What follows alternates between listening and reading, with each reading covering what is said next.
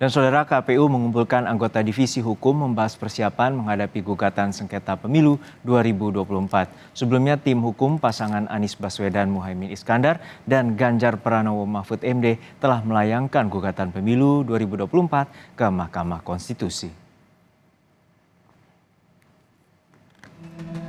Selesai perolehan pemilu 2024 resmi diumumkan. Kini, perselisihan hasil pemilihan umum atau PHPU di Mahkamah Konstitusi menjadi fokus Komisi Pemilihan Umum. Minggu malam, KPU melakukan rapat koordinasi anggota divisi hukum. Tujuannya membahas persiapan menghadapi gugatan sengketa pemilu yang telah dilayangkan tim hukum pasangan Anies Baswedan, Muhaimin Iskandar, dan Ganjar Pranowo Mahfud MD ke MK. Meski tidak semua KPU tingkat kabupaten kota, provinsi menjadi pihak sengketa, tetapi persiapan tetap harus dilakukan.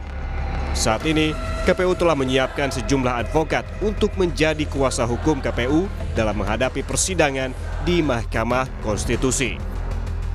Ini KPU mengumpulkan KPU provinsi dan KPU kabupaten kota seluruh Indonesia untuk mempersiapkan persidangan dalam sengketa hasil pemilu di Mahkamah Konstitusi.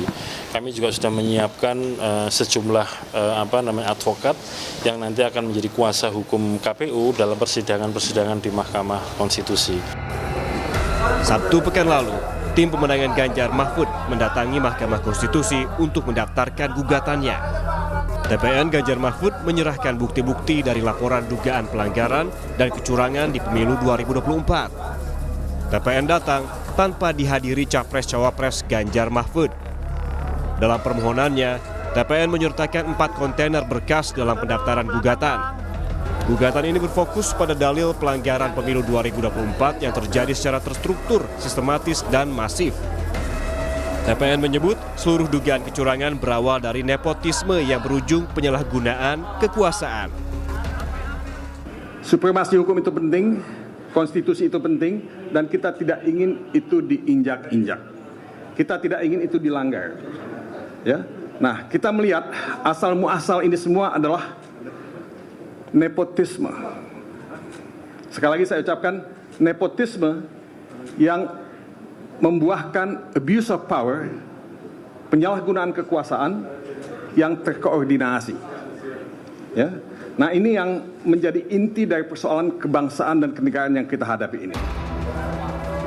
Sebelumnya, tim hukum nasional pasangan Anies Muhaimin telah lebih dulu mendaftarkan gugatan perselisihan hasil pemilu ke Mahkamah Konstitusi. Ketua tim hukum Amin menyebut permohonan gugatan hasil Pilpres ke MK dilengkapi dengan bukti dan sejumlah saksi. Permintaan utama tim Amin adalah Pilpres 2024 diulang tanpa diikuti Gibran Rakabuming Raka. Calon wakil presiden ini adalah anak seorang presiden, sehingga membawa dampak yang begitu luar biasanya. Nah, dampak inilah yang kami uraikan. Bagaimana fakta-fakta yang kami ditemukan di lapangan, pembagian bansos yang begitu masif, aparat penyelenggara pemilu ikut main, aparat pemerintah ikut main, itu semua kami uraikan di permohonan kami. Jadi seandainya nanti ini diterima sebagai satu argumen yang kuat oleh Mahkamah Konstitusi, tentunya kami mengharapkan dilakukan pemungutan suara ulang tanpa diikutin oleh calon wakil presiden 002. Menghadapi sengketa pemilu 2024, Partai Gerindra bakal memperkuat keputusan KPU yang menyatakan Prabowo Gibran sebagai pemenang Pilpres 2024. Sekjen Partai Gerindra Ahmad Muzani meyakini gugatan pemilu akan kalah karena bukti yang tidak akurat. Kita akan memperkuat keputusan KPU bahwa sangkaan dan tuduhan yang dialamatkan kepada KPU atas kemenangan 02 adalah sangkaan dan tuduhan yang lemah, tidak berdalil, tidak berdasar, tidak terbukti. Penanganan sengketa pemilu 2024 oleh MK bisa jadi momentum yang ditunggu publik karena kredibilitas Mahkamah Konstitusi juga menjadi pertaruhan. Akankah MK mengambil gebrakan hukum dan memberikan keadilan bagi semua pihak? Kita tunggu saja. Tim Liputan, Kompas TV.